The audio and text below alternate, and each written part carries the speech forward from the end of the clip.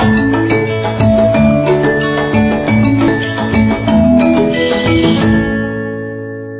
belajar video pembelajaran dengan materi aturan di rumah dan di sekolah.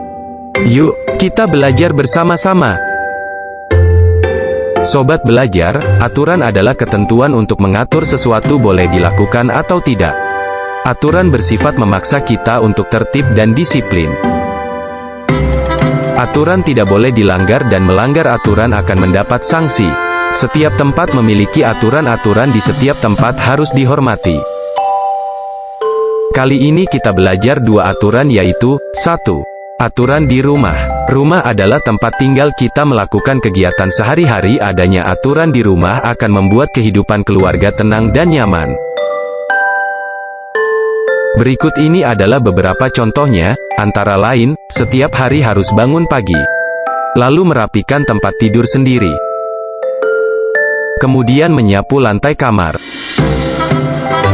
Setelah selesai segera mandi pagi.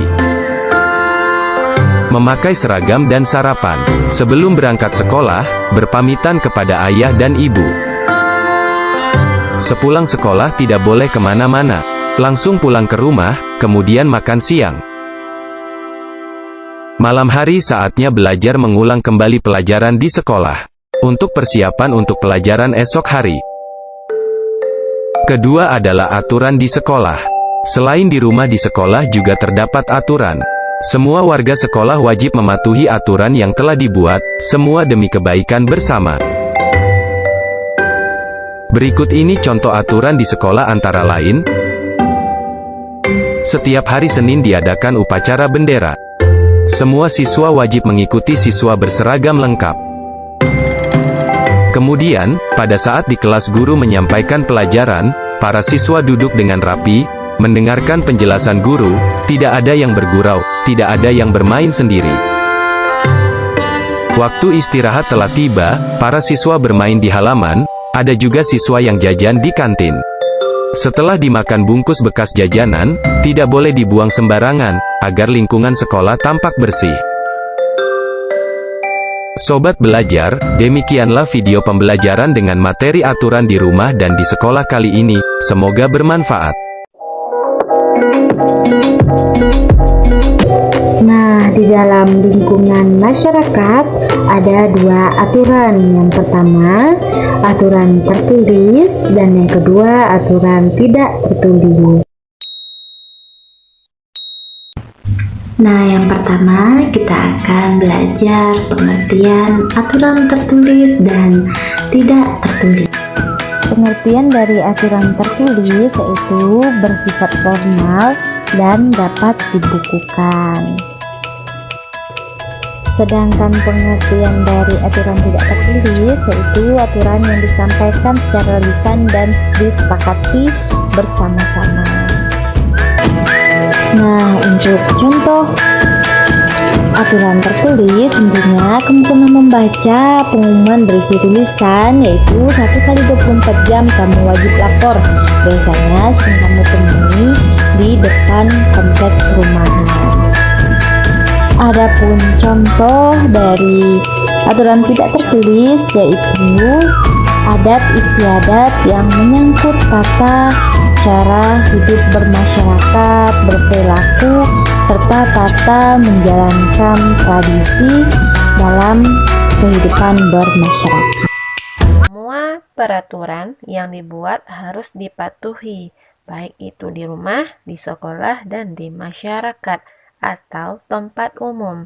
Banyak tempat umum yang kita jumpai di masyarakat, seperti trotoar, stasiun, terminal, dan halte. Mari kita bahas jenis-jenis aturan di masyarakat. Perhatikan contoh di bawah ini ya nak. Membuang sampah pada tempatnya. Setiap warga mempunyai tempat sampah yang tertutup. Selanjutnya, melakukan kerja bakti setiap 1 kali dalam seminggu. Yang keempat, mematuhi aturan lalu lintas bagi pengemudi dan pejalan kaki. Nah, nak, coba perhatikan, ini adalah gambar lampu lalu lintas untuk pengemudi atau yang membawa kendaraan. Apabila lampunya merah, maka pengemudi berhenti. Apabila lampunya kuning, maka pengemudi harus hati-hati. Dan apabila lampunya hijau, maka pengemudi boleh melajukan kendaraannya. Sedangkan yang ini adalah lampu yang digunakan untuk pejalan kaki. Apabila lampu ini bernyala merah, maka pejalan kaki harus berhenti.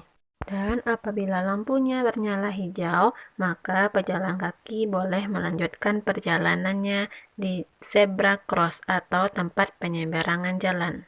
Contoh selanjutnya, apabila ada tamu yang datang ke rumah Ananda Ustazah semua dan menginap selama 3 hari atau lebih, maka kita harus melapor kepada ketua RT terlebih dahulu. Selanjutnya, setiap warga remaja atau dewasa yang laki-laki mengadakan kegiatan ronda malam. Kegiatan ini bertujuan agar lingkungan menjadi aman dan warga hidup rukun. Nah, aturan terakhir yaitu aturan dalam kesopanan. Setiap warga harus saling menghormati antara satu tetangga dengan tetangga yang lainnya. Tanpa aturan, mungkin orang bakal bebas ngatain satu sama lain tanpa takut dilaporin, anak-anak di bawah umur bisa masuk ke disko, atau koruptor bisa lolos tanpa dihukum, atau kayak di film bisa bebas bunuh orang yang kita benci.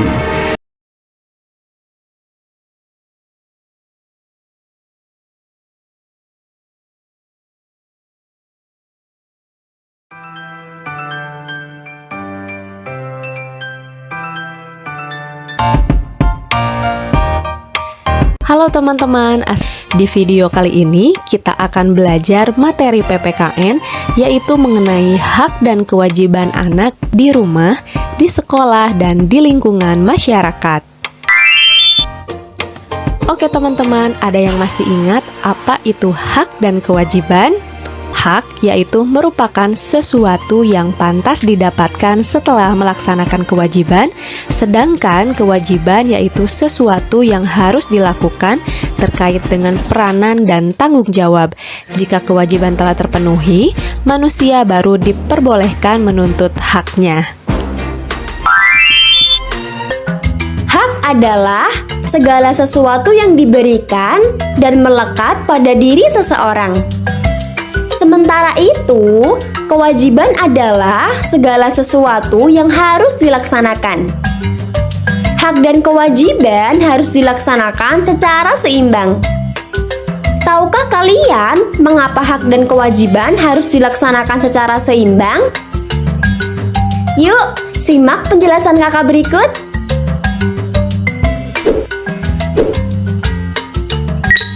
Pertama, untuk menciptakan keadilan. Ketika hak dan kewajiban dilaksanakan secara seimbang, maka akan menciptakan keadilan. Karena saat satu pihak hanya melaksanakan hak tanpa menjalankan kewajiban, hal ini dapat merugikan pihak lain. Begitu juga saat satu pihak melaksanakan kewajiban, tetapi haknya tidak diberikan. Dengan menjaga keseimbangan hak dan kewajiban, kita dapat menghindari ketidakadilan, konflik, dan pelanggaran hak asasi manusia. Nah teman-teman, sekarang kita akan mengetahui contoh dari hak anak di rumah. Apa saja sih contoh hak anak di rumah? Ada yang sudah tahu? Contoh hak anak di rumah yang pertama yaitu mendapatkan kasih sayang dan perlindungan. Selanjutnya, contoh yang kedua yaitu mendapatkan uang saku, dan contoh yang ketiga mendapatkan makanan dan minuman. Selanjutnya adalah beberapa contoh kewajiban anak di rumah. Ada yang sudah tahu? Betul sekali. Contoh kewajiban anak di rumah yang pertama yaitu merapikan kamar. Selanjutnya, contoh yang kedua membantu orang tua, dan yang ketiga belajar dan mengerjakan pekerjaan rumah atau PR.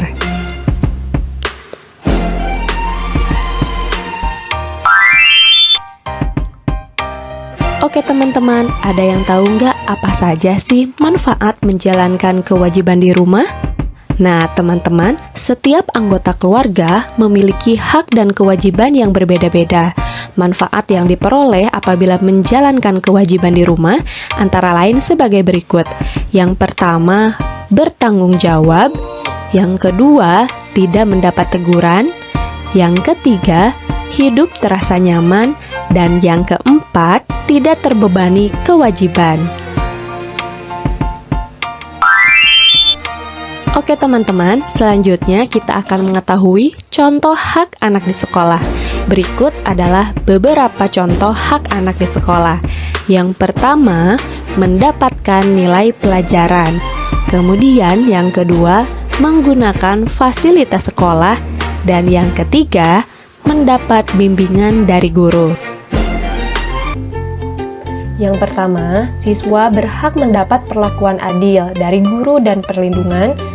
Yang kedua, siswa berhak mendapat bimbingan dari guru dan pendidikan. Yang ketiga, siswa berhak meminjam buku di perpustakaan. Yang keempat, siswa berhak mempunyai banyak teman. Dan yang kelima, siswa berhak menggunakan fasilitas yang ada di sekolah. Nah, teman-teman, selanjutnya adalah contoh kewajiban anak di sekolah. Yang pertama, belajar dengan tenang. Yang kedua, memakai seragam sekolah yang rapi. Dan yang ketiga, tertib mengikuti upacara bendera. Hadir tepat waktu, menaati tata tertib sekolah, mengikuti upacara bendera, mendengarkan nasihat guru, menjaga kebersihan sekolah, menghormati guru, saling menghargai siswa, menjaga keamanan dan ketertiban sekolah, menjalin rasa kekeluargaan, dan saling menolong.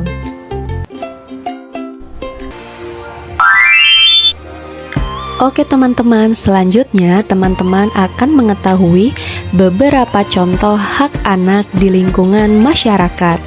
Nah, yang pertama yaitu mendapatkan keamanan. Selanjutnya, contoh yang kedua yaitu mendapatkan lingkungan yang bersih. Dan yang ketiga, berteman dengan tetangga.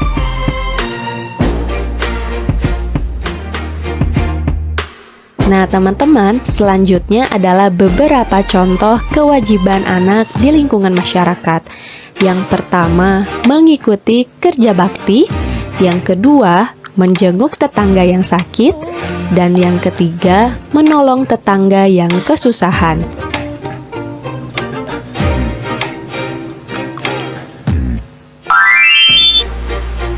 Nah teman-teman, tadi teman-teman telah mengetahui beberapa contoh hak dan kewajiban anak di rumah, di sekolah, dan di lingkungan masyarakat.